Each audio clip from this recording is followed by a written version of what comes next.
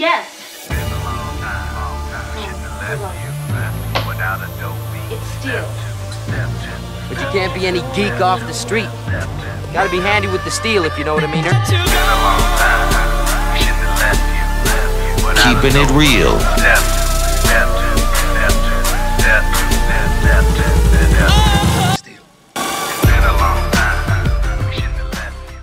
Hello, and welcome back. to the channel. My name is Steven, and this is Steel Keeping It Real. So, because you know what today is? Today is Wednesday. So anything can happen today. and because it is Anything Can Happen Day, Wednesday, I just basically pick whatever is on my mind, and I present them to you. Hopefully you do like them. Now, with it being Anything Can Happen Day, I had nothing planned when I sat down, but then all of a sudden when I started thinking about subject matter, it brought me to England again. I can't help it. It's one of the only other countries that I've been to, so it brought me to England. And it brought me to England on 3 different stages. So I have 3 videos that I'm going to do. One is from 1983, one is from 1985, and one is from 1988. The first one I'm actually doing is the one from 1985, and it came out February. It was released February of 1985, and the song is called "Things Can Only Get Better" by Howard Jones. Now, when Howard Jones came on the scene, roughly around maybe 83, he came out with a bang.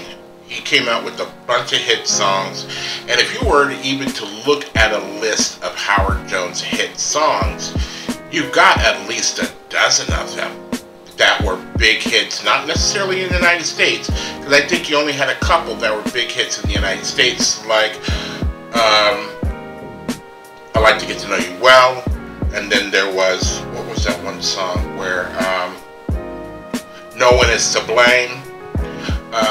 Those were 2 major hits that I know hit in the United States. Things Can Only Get Better, being 1985. I'm still a sophomore in high school, and I just moved back from the UK in 1984. So I had already known about Howard Jones before I even came back to the US. And so I always thought of him as a fan. Now, I've done one other song on the channel of Howard Jones, and that was Hide and Seek.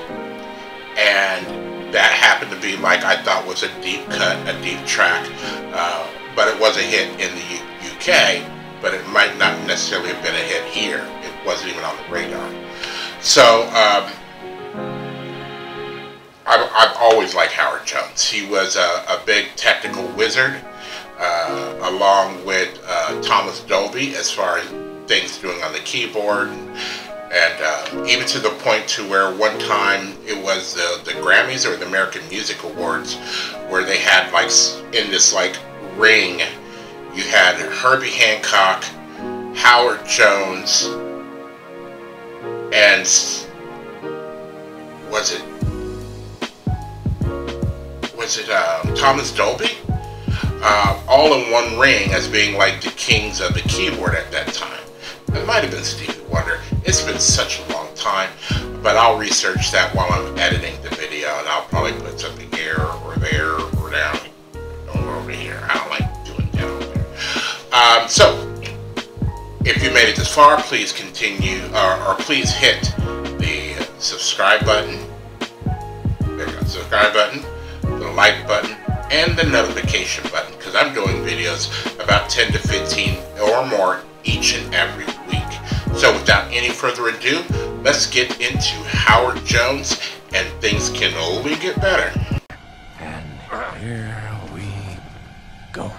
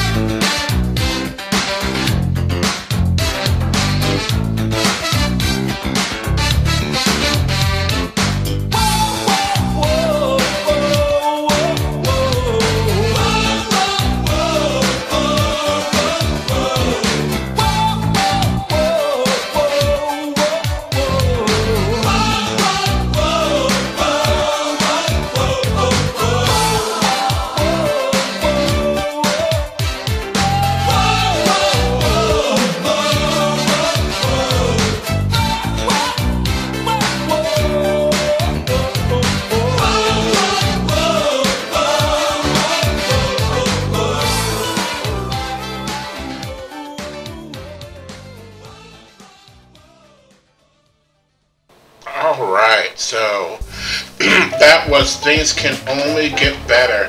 And it's been a long time.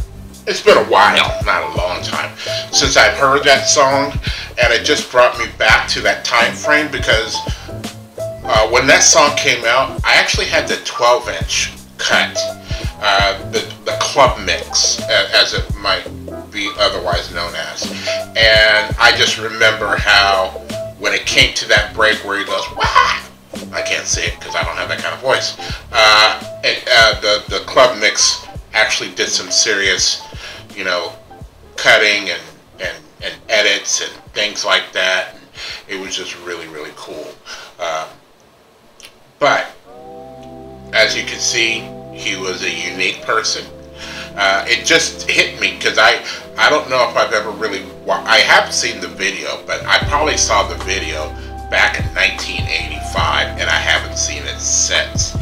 And it started making me think about those straps we used to wear on our shirts, on a members only jacket, or things like that. I never thought you could put something actually through it. I thought it was for something else. I can't remember.